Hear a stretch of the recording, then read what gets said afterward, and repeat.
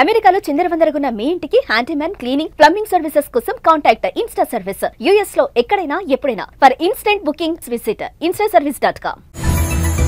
అమెరికాలో భారతీయ స్టూడెంట్ పై కర్కశం. నెవార్క్ ఎయిర్పోర్టులో భారత విద్యార్థి చేతులకు బేడీలు. నేలపై పడేసి ఏడుస్తున్నా కనికరించని అధికారులు. నేరస్తుడిలా బలవంతంగా డిపోర్ట్. అమానుష ఘటనను వీడియో తీసి షేర్ చేసిన భారతీయ అమెరికన్ వ్యాపారవేత్త. భారత రాయబార కార్యాలయం జోక్యం చేసుకోవాలని విజ్ఞప్తి. సోషల్ మీడియాలో తీవ్ర ఆగ్రహం. అమెరికాలోని ఓ భారతీయ విద్యార్థిని బహిష్కరించిన తీరుకు సంబంధించిన ఫోటో ఇప్పుడు తీవ్ర దుమారం రేపుతోంది. ఒక నేరస్తుడిలాగా కర్కశంగా ఆ స్టూడెంట్ పట్ల ప్రవర్తించిన తీరు తీవ్ర సంచలనంగా మారింది. చేతులకు సంఖ్యలు వేసి ఎయిర్పోర్టులో నేల మీద పడుకోబెట్టి ఉన్న ఫోటో వైరల్ కావటం అమెరికాలో అక్రమంగా ఉంటున్న విదేశీయుల పట్ల వారి స్వదేశాలకు పంపించే సమయంలో ఎంత దారుణంగా వ్యవహరిస్తున్నారో ఈ ఒక్క ఫోటో అర్థమయ్యేలా చేస్తోంది.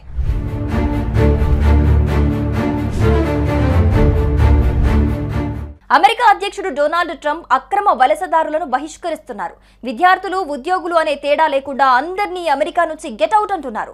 బహిష్కరణకు గురైన వారి పట్ల అమెరికా ప్రభుత్వం, అధికారులు ప్రవర్తిస్తున్న తీరు కూడా మరిన్ని విమర్శలకు దారితీస్తోంది. ఇప్పటికే అమెరికాలోని భారత్కు చెందిన అక్రమ వలసదారులను వారి విమానాల్లోనే ఎలా పంపించిందో చూసాం. చేతులకు బేడీలు వేసి వారిని నేరస్తుల్లాగా చిత్రీకరించింది అమెరికా. ఇప్పుడు తాజాగా ఒక ఇండియన్ స్టూడెంట్ ను బహిష్కరించే సమయంలో ఎయిర్పోర్ట్ లో తీసిన ఫోటో నెట్టింట చక్కర్లు కొట్టడం సంచలనంగా మారింది.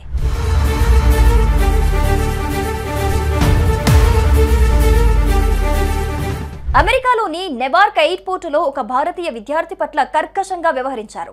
ఆ భారత వ్యక్తిని నేరస్తుడిలా భావించిన అమెరికా అధికారుల తీరు తీవ్ర వివాదాస్పదంగా మారింది. అతడి చేతులకు సంఖ్యలు వేసి నేలపై పడుకోబెట్టి కొట్టి దేశం నుంచి బహిష్కరించిన ఘటన తాజాగా వెలుగులోకి రావటం సంచలనంగా మారింది. కునాల్ జైన్ అనే ఎన్ఆర్ఐ ఆ ఘటనకు సంబంధించిన ఫోటో ఎక్స్ లో పంచుకోవటం తీవ్ర దుమారం రేపుతోంది. గత కొన్ని రోజులుగా ఇలాంటి ఘటనలు తరచూ జరుగుతున్నాయని, అమెరికాలో ఉన్న భారతీయ విద్యార్థులు తీవ్ర భయాందోళన గురవుతున్నారని తెలిపింది.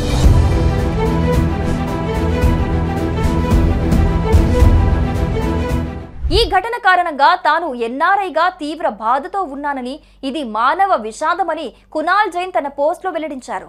ఆ విద్యార్థి ఏడుస్తున్నాడని, అధికారులు అతన్ని ఒక నేరస్తుడిలాగా చూశారని పేర్కొన్నారు.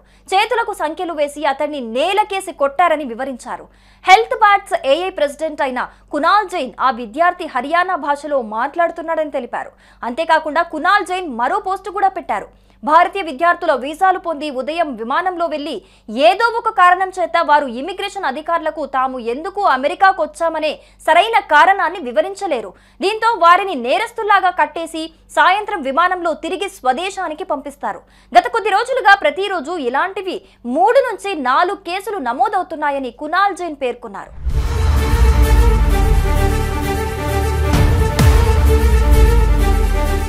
ఆ విద్యార్థికి నెవార్క్ అధికారుల సమక్షంలో ఏం జరుగుతుందో తెలుసుకోవాలని నెటిజన్లను విజ్ఞప్తి చేశారు కునాల్.